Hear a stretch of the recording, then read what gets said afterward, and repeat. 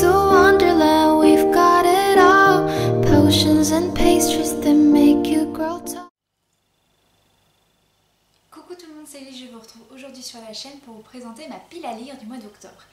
Alors, il y a quelques livres que vous avez déjà vu passer, étant donné que ce sont des livres que j'ai choisis pour le Pumpkin Autumn Challenge.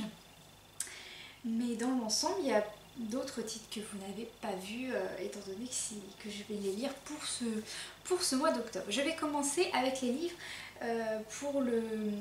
qui sont pour le groupe de lecture que j'ai choisi par rapport au groupe de lecture. Je commence par les lectures communes qui sont prévues. La première, il s'agit d'une lecture sur le titre Songlight de Moira Buffini aux éditions La Martinière, qui est sortie justement là pour le 20 septembre. Donc c'est une petite nouveauté aussi de la rentrée littéraire du côté des ados et pour le moment voilà, elle démarre très bien, donc on va la lire ce mois-ci. Nous avons également choisi de faire une lecture commune sur le frisson, donc on a choisi 5 auteurs et parmi eux il y avait Arledge et moi j'avais justement un livre dans ma pile à lire sur cet auteur, mais il y a également Stephen King, Anthony Horowitz, Anne Rice et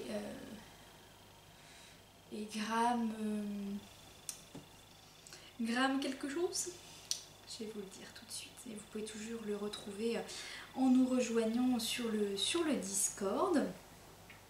S'il veut bien, voilà, Graham Masterton, voilà, ce sont les 5 auteurs que nous avons choisis pour la lecture commune Frisson. La troisième lecture que nous avons aussi choisie, ce n'est pas un titre que j'ai ici, il s'agit de la bande dessinée d'Or et d'Oreiller, qui est l'adaptation du roman de Fleur Vesco, qui est le seul titre que je n'ai pas lu de cet auteur, donc ça a été l'occasion de le découvrir, on va dire, plus rapidement que si je lisais le roman. Donc ça, ce sont toutes les lectures pour les lectures communes. Et ensuite vous avez tous les challenges qu'on organise, donc il y a le challenge sur voyage littéraire, donc chaque mois il y a une nationalité. Là c'est la Suisse qui a été choisie pour le mois d'octobre et je vais donc lire La récolte des enfants de Nicolas Verdon aux éditions La Talente. C'est le seul auteur suisse de ma pile à lire. Et du coup voilà, je voulais le sortir et puis en plus c'est du polar, donc ça tombe bien pour la saison. Ensuite vous aviez la LC alphabet, donc chaque mois vous avez 2 lettres de l'alphabet où il faut lire 2 auteurs. Vers la fin de l'année bien sûr il y a 3 lettres de l'alphabet. Là ce mois-ci c'est le S et le T et j'ai choisi de sortir Le Pigeon de Patrick Süskind. C'est une petite nouvelle que j'ai trouvée dans une boîte à livres qui est juste à côté de chez moi.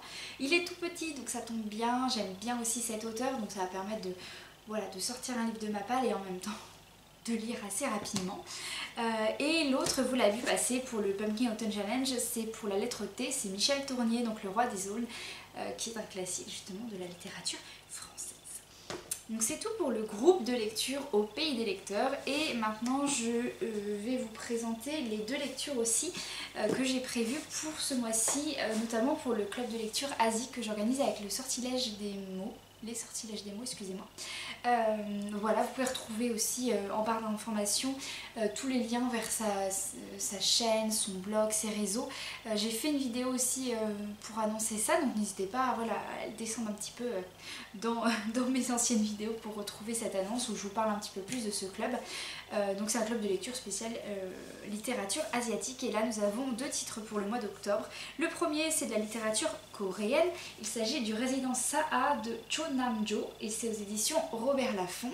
Voilà, c'est un titre qui va bientôt sortir en poche en plus, il me semble avoir vu passer l'information, je crois que le poche va sortir en novembre. Et l'autre titre c'est du japonais, il s'agit du beurre de Manako de Asako Yuzuki aux éditions Calman Levy.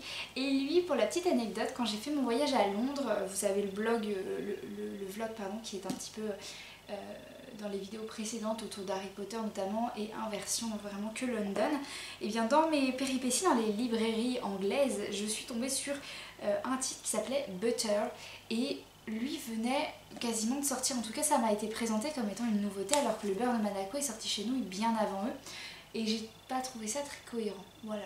Donc je me demandais, bah tiens, il y a un titre qui va arriver et en fait j'ai eu la surprise de voir qu'il était déjà sorti depuis très longtemps et ça me fait plaisir de le lire parce que quand je discutais avec les libraires anglais ou anglaises, que j'ai eu les deux. Ils ont bien aimé Butter et du coup ils m'en ont beaucoup parlé, donc c'est un titre qui m'intrigue, donc je suis très contente qu'on l'ait choisi pour ce mois-ci, voilà. Ça fait déjà pas mal de lectures. Mais je rajoute à cela une nouveauté en jeunesse que je pensais avoir le temps de lire en septembre, mais ça n'a pas été le cas. C'est Fleur de Bastion et le renard masqué. C'est le tome 1 des loups, tome 1, Les loups de Hurlebois de Jolan C. Bertrand, voilà, aux éditions École des loisirs. C'est pour la littérature jeunesse. Et voilà, c'est une nouveauté qui me fait aussi de l'œil depuis un petit moment. Je pensais avoir le temps de la lire en septembre. Déjà que je suis très juste pour mes lectures de septembre, vous verrez ça pour le bilan. Mais voilà, je voulais le caser quand même pour soulager un petit peu ma fin de challenge du mois. Donc c'est tout pour ces lectures du mois d'octobre que j'ai choisies. J'ai déjà une bonne petite pile, mais de toute façon vient se rajouter à ça. Forcément là je vois que j'ai un album jeunesse et une BD mais que je vais lire normalement aujourd'hui, donc ça compte pour septembre. Vont venir aussi des nouveautés que j'avais oubliées, que j'avais prises, ou des services de presse qui vont arriver un peu à l'improviste, et du coup on va voir ce que ça va donner. Et d'ailleurs ce qui va se rajouter, ça va être d'autres titres que j'ai pas casés. Étant donné que j'avais fait mes piles à lire un peu à l'avance, en tout cas certaines en fonction justement du Pumpkin Autumn Challenge, justement des challenges de l'alphabet ou de la voyage littéraire. J'avais un peu préparé là pour novembre et décembre toutes mes piles à lire, et comme vous allez le voir aujourd'hui dans la vidéo de ma palle du Pumpkin Autumn Challenge, il y a des titres que j'ai pu rajouter parce que j'attendais les services de presse. Sauf que je les ai pas casés dans mes piles à lire, donc peut-être qu'il y en a certains que je vais lire ce mois-ci, on va voir. Ça va être vraiment pour le coup la surprise, vous verrez ça en fin de mois. Jusqu'ici le Pumpkin Autumn Challenge se passe bien, j'ai une petite déception, mais ça je vous en parlerai dans le bilan, donc voilà. Et puis je vous retrouverai je pense dans la semaine pour le bilan de mes lectures du mois de septembre. Ça je vais vous faire la vidéo qui sera assez rapide, étant donné que c'est juste pour voilà, vous dire qu'est-ce que j'ai lu, ce que j'ai bien aimé, ce que j'ai moins bien aimé, et après vous aurez le livre en détail dans un update lecture bien spécifique évidemment, étant donné que j'aime bien regrouper mes updates lecture par thématique, ça vous l'aviez déjà remarqué. Et en attendant la prochaine vidéo, je vous dis à bientôt et je vous souhaite une très bonne lecture.